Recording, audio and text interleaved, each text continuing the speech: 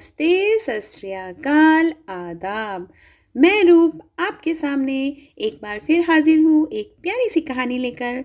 आज जो मैं आपको कहानी सुना रही हूँ उस कहानी का नाम है बहरूपिया गधा। और इससे पहले कि हम कहानी स्टार्ट करें, आज की पहेली है, 2 अक्षर का मेरा नाम, सर को ढकना मेरा काम। और इस पहेली का जवाब जानने के लिए कहानी सुनिए। कहानी के अंत में आपको मिलेगा इस पहेली का जवाब। और अब है कहानी की बारी, बहरूपिया गधा। ये कहानी पंचतंत्र से है। एक नगर में धोबी था। उसके पास एक गधा था जिस पर वह कपड़े लाद कर नदी तट पर ले जाता और धुले कपड़े लाद कर लौटता। धोबी का परिवार बड़ा था। सारी कमाई आटे, दाल व चावल में खप जाती।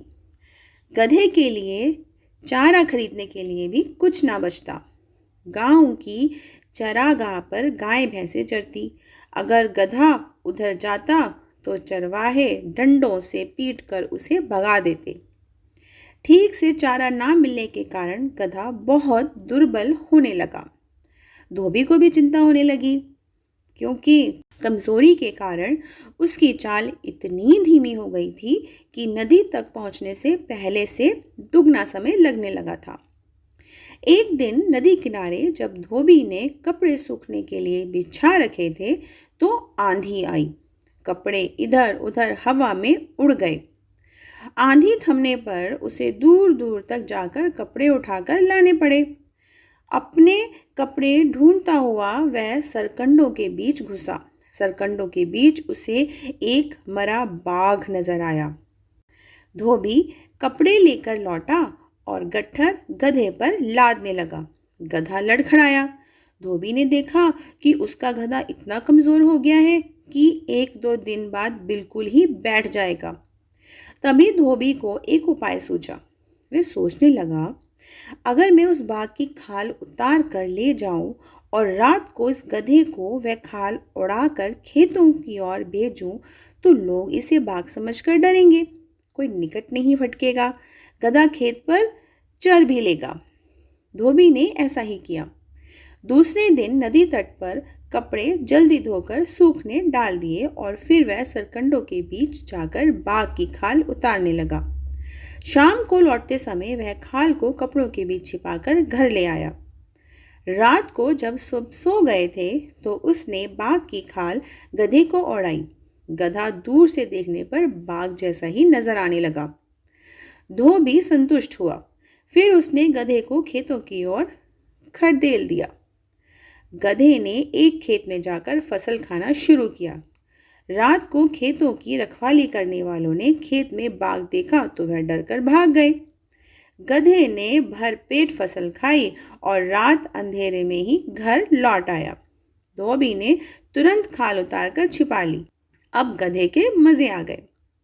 हर रात धोबी उसे खाल उड़ाकर छोड़ देता। गधा सीधे खेतों में पहुंच जाता और मनपसंद फसल खाने लगता। गधे को बाघ समझकर सब अपने घरों में दुबकर बैठ जाते। फसलें चर चर कर गधा मोटा होने लगा। अब वह दुगना भार लेकर चलता। धोबी भी खुश हो गया। मोटा ताजा होने के साथ साथ गधे के दिल का भय भी मिटने लगा। उसका जन्मजात स्वभाव जोर मारने लगा। एक दिन भर पेट खाने के बाद गधे की तबीयत मस्त होने लगी। वह भी लगा लोट लगाने। खूब लौटा वह गधा। बाघ की खाल को एक और गिर गई। वह अब खालिस गधा बनकर उठ खड़ा हुआ और डोलता हुआ खेतों से बाहर निकला। गधे के लोट लगाने के समय पौधों के रौंदे जाने और चटकने की आवाज फैली। एक रखवाला चुपचाप बाहर निकला। खेत में झांका तो उसे एक और गिरी बाघ की खाल नजर आई और दिखाई दिया खेत के बाहर आता एक गधा। वह चिल्लाया, अरे ये तो गधा है। उसकी आवाज औरों ने भी सुनी। गधे का कार्यक्रम खेत से बाहर आकर रेंकने का था। उसने मुंह खोला ही था कि उस पर डंडे बरसने लगे। क्रोध से भरे रखवालों ने उसे वहीं ढेर कर दिया। उसकी सारी पोल खुल चुकी थी। धोबी को भी वह नगर छोड़कर कहीं और जाना पड़ा। तो इस कहानी से हमें ये सीख मिलती है कि पहनावा बदलकर दूसरों को कुछ ही दिन तक धोखा दिया जा सकता है। अंत में तो असली रूप सामने आ ही जाता है। उम्मीद है आपको ये कहानी पसंद आई होगी। अब है पहेली के जवाब की बारी। पहेली थी, 2 अक्षर का मेरा नाम, सर को ढकना मेरा काम। और इस पहेली का जवाब है टोपी। उम्मीद है आपको मेरी ये कोशिश पसंद आई होगी। यदि आपको मेरी ये कोशिश पसंद आई है तो प्लीज़ चैनल को सब्सक्राइब करें, लाइक करें, शेयर करें, कमेंट करें और हाँ, बेल बटन दबाना ना भूलें न्यू अपडेट के लिए। Thank you so much. Bye bye.